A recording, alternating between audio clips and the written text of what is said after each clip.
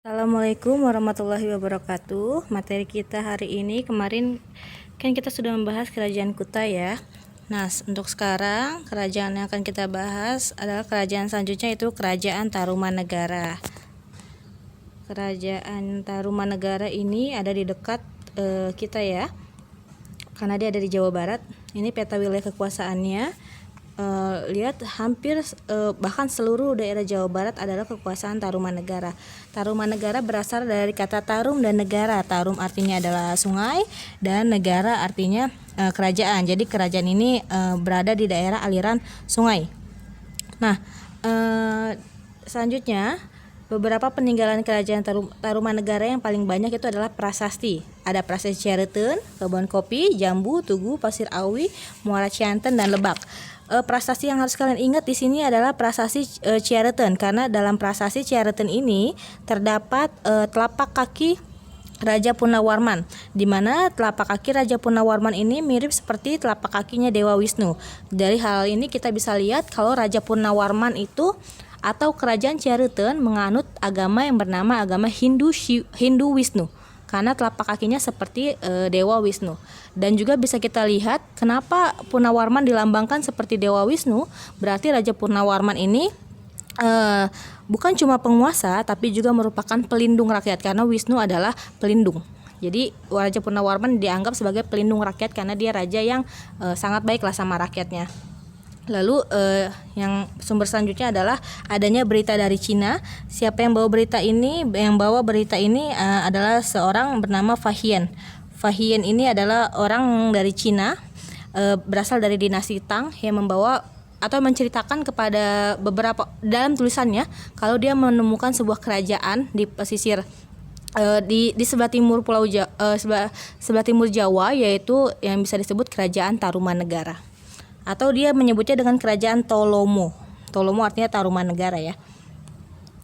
Raja terkenal dari Tarumanegara ini cuma satu. Karena apa? Karena cuma raja ini aja yang nulis. Sebenarnya rajanya banyak, tapi karena raja-raja yang lain tidak menulis, maka kita nggak tahu raja yang lain itu siapa namanya.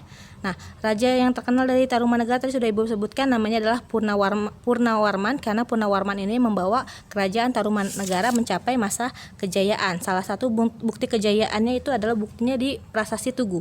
Dalam Prasasti Tugu ini dijelaskan kalau Raja Punawarman memerintah rakyatnya untuk membangun sebuah terusan sepanjang 6.122 tombak. Artinya terusan ini kayak apa ya? Kayak aliran sungai yang dibangun sama rakyatnya sepanjang 6.000 tombak, dan ini jauh sekali.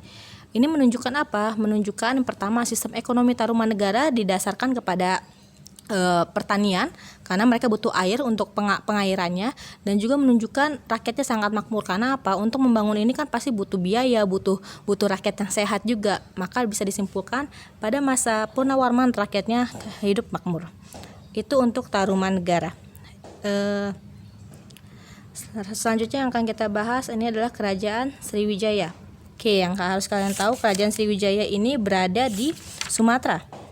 Dan Sriwijaya ini adalah kerajaan Buddha ya.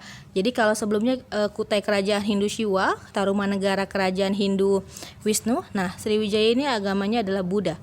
Dan ini merupakan kerajaan Buddha terbesar di Indonesia. Bahkan beberapa negara-negara tetangga kita mengakui Sriwijaya adalah kerajaan mereka. Contohnya negara-negara yang mengakui ya seperti Myanmar, lalu ada Thailand, lalu ada Singapura. Dia itu mengakui kalau Sriwijaya berpusat di sana. Sedangkan karena kita orang Indonesia, kita harus mengakui Sriwijaya ada di Indonesia. Tepatnya sebagian besar dari sejarawan Indonesia percaya Sriwijaya berpusat di Palembang. Masa keemasan kerajaan Sriwijaya itu berada pada masa pemerintahan Raja Balaputra Dewa. Pada masa Raja Balaputra Dewa, kekuasaan Sriwijaya itu menguasai titik-titik penting perekonomian seperti ada Selat Malaka, Tanah Gentingkra, dan juga Selat Sunda. Ini merupakan pusat-pusat pertemuan antara para pedagang. Artinya apa?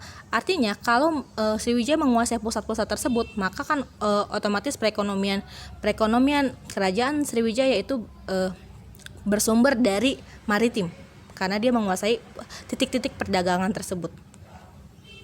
Nah, selanjutnya beberapa peninggalan yang bisa kita temui di Kerajaan Sriwijaya itu ada Candi Muara Jambi, Candi Muara Takus, dan juga Candi Biaro Bahal. Ini beberapa peninggalan dari Kerajaan Sriwijaya. Selanjutnya untuk Kerajaan Sriwijaya yang harus kalian ketahui, prasastinya di sini tidak ada prasasti tapi Ibu jelaskan, kalian tulis ya prasastinya. Yang pertama itu ada prasasti Kedukan Bukit. Lalu yang kedua prasasti Telaga Batu. Yang ketiga prasasti Talang Tuo. Yang keempat prasasti Kota Kapur. Lalu yang kelima prasasti Karang Berahi. Yang keenam prasasti Ligor. Yang ketujuh prasasti Nalanda. Nah, dalam prasasti Nalanda ini adalah salah satu prasasti yang terkenal buat Kerajaan Sriwijaya, karena di prasasti ini dijelaskan kalau Raja Sriwijaya itu bekerja sama dengan kerajaan dari India sana, di mana Raja India karena mereka sangat menghormati Kerajaan Sriwijaya, mereka membangun sebuah sekolah di tanah India supaya orang Indonesia, orang Sriwijaya kalau mau belajar agama Buddha silakan datang ke India dan tinggal di tanah tersebut. Ini menunjukkan kerjasama antara Kerajaan India dan Kerajaan Sriwijaya untuk belajar tentang agama Buddha. Oke, hari ini cukup dua kerajaan dulu. Kita akan bahas lagi kerajaan selanjutnya minggu depan. Sampai sini, wassalamualaikum warahmatullahi wabarakatuh.